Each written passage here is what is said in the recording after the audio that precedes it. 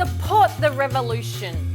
Become a guardian of the ocean and check what's in it for you. We all know about global warming, temperatures are rising, ice is melting, sea levels are rising, coral is bleaching, species are becoming extinct, etc., etc., etc. Reform is vital. Our government need to fund marine education. Because of that, we are reaching out for a new funding, a funding that was never available before.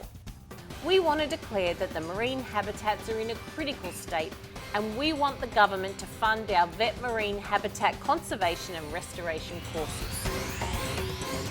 Getting these courses funded by the government will provide employers with skilled and accredited staff, as well as funds to support their employment.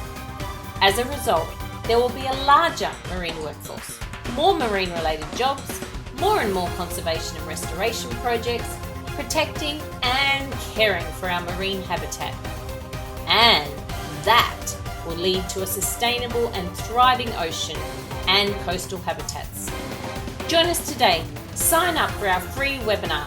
Learn all about it and help rewrite the future of our marine life.